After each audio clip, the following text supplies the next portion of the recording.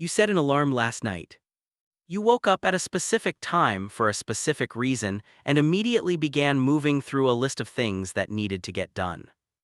You probably checked your phone within the first 5 minutes of being awake. You had a schedule. You had obligations pulling you in 6 different directions before you even finished your first cup of coffee. Now here is the question that will quietly rearrange the way you see your entire life. What if none of that is natural? For 99% of human history, there were no alarms, no schedules, no emails, no commutes, no quarterly reviews, no optimization, and yet your ancestors survived, thrived, and built the cognitive architecture that became you. So what were they actually doing all day? The answer is far stranger than you think. Start with time, not the way you experience time divided into hours, meetings, and deadlines, but the way time actually worked for most of the human story. Anthropologist Marshall Sahlins spent decades studying hunter-gatherer societies and published something in 1966 that stunned the academic world. He called it the original affluent society. The idea was both simple and shocking. Ancient hunter-gatherers, the people you picture as desperate, starving, and constantly on the edge of extinction, were actually working far less than you do. Sahlins calculated that groups like the Kung San of southern Africa spent somewhere between 3 and 5 hours a day on what we would call productive activity. Hunting, gathering, cooking, making tools, 3 to 5 hours. And the rest of the day was something that most people living today have not had in a very long time. It was free time. Unstructured, undirected, entirely unpressured free time. Let that land for a second. Your ancient ancestors had more leisure than you do, not because life was easy, not because survival was not dangerous, but because their needs were actually met with far less sustained effort than yours require. So what did they do with that time? Mostly they talked. This sounds almost too simple to be meaningful, but anthropologists who have spent years living alongside modern hunter-gatherer groups like the Hadza of Tanzania, the Jew/Honsi of the Kalahari, and the Agta of the Philippines, consistently report the same pattern. When the day's essential work was done, people gathered and they talked. They gossiped, they told stories, they laughed, they processed the events of the day out loud to anyone who would listen. Evolutionary psychologist Robin Dunbar, famous for his research on social group sizes in primates, argues that language itself evolved primarily as a form of social grooming. For other primates, physical grooming, picking through a companion's fur, touching, sitting close, is how social bonds are maintained. But you can only groom one individual at a time with your hands. Language, Dunbar argues, gave humans the ability to socially bond with multiple individuals simultaneously. You could tell a story to 10 people at once. You could repair a relationship with words instead of touch. You could signal loyalty, status, warmth, and threat all through the same conversation. In other words, talking is not something your ancestors did when they had nothing better to do. Talking was the evolutionary technology they were built for. The conversations around a fire were not idle. They were the social infrastructure that held the group together, and without the group, you died. But before the talking came the moving. Not exercise, not a structured workout, movement.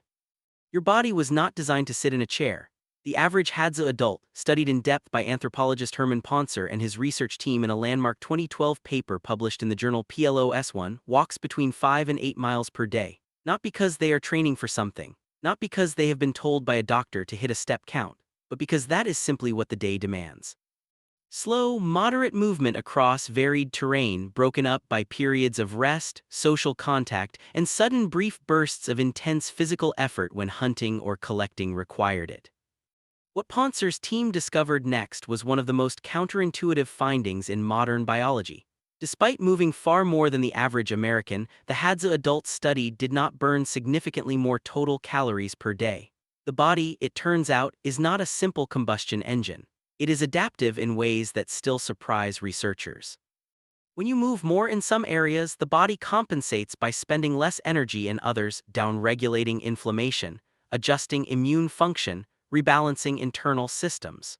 Your body is a negotiating network that has been fine-tuned over millions of years to manage limited energy against an unpredictable food supply. And that unpredictability was real. Food was not guaranteed. Some days the hunt returned nothing. Some days the plants you expected to find had already been taken by animals or stripped by drought. The psychological relationship your ancestors had with food was entirely different from yours. Hunger was not a minor inconvenience solved by opening a cabinet or a delivery app. It was a genuine condition that shaped decisions, altered moods, created alliances, and drove behavior at every level. This is why your brain still responds to food scarcity signals with a level of alarm that is completely disproportionate to the actual threat you face. The anxiety you feel when you skip a meal, the irrational pull you feel toward calorie-dense food, the way your mood shifts when your blood sugar dips, these are not flaws in your design. They are ancient wisdom still running in a body that has not caught up to the world it now inhabits. Now what about the children? Here is where things become genuinely strange by modern standards. Your ancient ancestors did not parent the way you have been told parents are supposed to.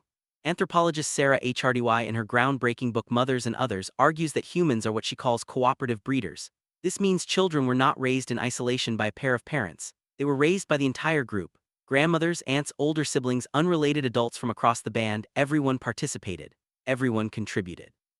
The modern idea of a mother and father bearing the full cognitive and emotional load of raising a child entirely on their own is an extremely recent social arrangement. For most of human history, a child was surrounded by a rotating network of caregivers, all of whom had a genuine stake in that child's survival and development. This is why you are wired to respond emotionally to children you have no biological connection to. It is why a baby's cry triggers a physical startle response in adults across every culture ever studied. You are not simply an individual. You are a node in a cooperative care network that is millions of years old, and that network still expects to exist around you. The day also had a rhythm that modern life has almost entirely erased.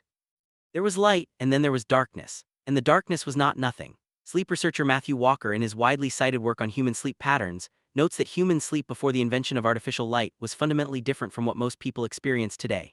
Ancient humans almost certainly practiced what researchers now call biphasic sleep, two distinct sleep periods separated by 1 to 2 hours of quiet wakefulness in the middle of the night. During this period of gentle wakefulness, people would talk quietly, tend to fires, reflect, sometimes engage with one another, or simply rest in a state of calm awareness that sits between sleep and full consciousness. You may know this state. It is the one your body still attempts to enter at 2 or 3 in the morning when you wake up and lie in the dark, and your modern mind immediately tells you something has gone wrong. Nothing has gone wrong. Your body is doing exactly what it was built to do. The only problem is that the context it was built for no longer surrounds you. Now let us talk about the stories, because this may be the most important part of all. Every group of hunter-gatherers that has been studied in depth tells stories.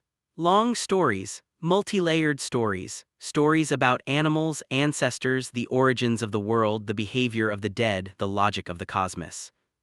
Anthropologist Polly Wiessner published a landmark study in 2014, based on more than 3 decades of research with the Jew/Honsi people of southern Africa, that examined what people talked about during daylight hours versus what was discussed around the fire at night. During the day, the content was practical and direct. Food locations, conflicts, complaints, logistics. But at night, when the fire was lit and the darkness closed in, something dramatically different occurred. Roughly 80% of nighttime conversation shifted to storytelling, narrative, memory, and imagination. Wiessner argues that firelight effectively extended the social and cognitive day into territory that daytime routine could not reach. It gave people a protected space to explore emotions, to rehearse responses to future threats, to simulate other minds, to understand people they had never met through the stories told about them. This is what the human brain was doing every single night for tens of thousands of years, running simulations, practicing empathy, encoding the shared values and history of the group through narrative. It was, in the most precise sense possible, watching stories together. And now you live in a world that offers you an endless supply of stories on a luminous screen you carry in your pocket. Your brain does not perceive this as a new technology. Your brain believes it found the fire. There is one more thing that filled the ancient day, something your body still carries and your culture has largely forgotten to protect. Play. Not sports with rules and leagues and official standings. Spontaneous, physical, sometimes rough, entirely unstructured play between adults. Anthropologist and researcher Stuart Brown has documented this across dozens of hunter-gatherer studies and mammalian behavioral research. Play in adult animals is not decorative. It is a critical regulatory mechanism for the nervous system. It builds trust between individuals who must cooperate under pressure. It rehearses physical coordination. It generates laughter, and laughter reduces cortisol, the stress hormone your body is currently producing in quantities your ancestors would have found almost incomprehensible. You were not built to be productive every hour of every waking day. You were built to work in focused short bursts, to move slowly across varied terrain, to eat when food was available and feel hunger when it was not, to tell stories by firelight, to care for children in a network not alone, to play with other adults, to groom your social bonds through conversation, to sleep in two segments with a quiet window in between. That is the full architecture of a human day, not the day you are having, not the day your job expects, the day your nervous system is still quietly waiting for. The next time you feel that specific modern guilt, the creeping sense that you should be working, producing, optimizing, achieving something measurable, recognize it for what it actually is. It is not ambition. It is anxiety borrowed from a world that no longer exists, layered over a body that was designed for something far slower and far more human. You set an alarm this morning. Your ancestors never needed one. The sun rose and the world began, and the day that followed looked almost nothing like yours. And somehow, impossibly, through all of it, they produced you.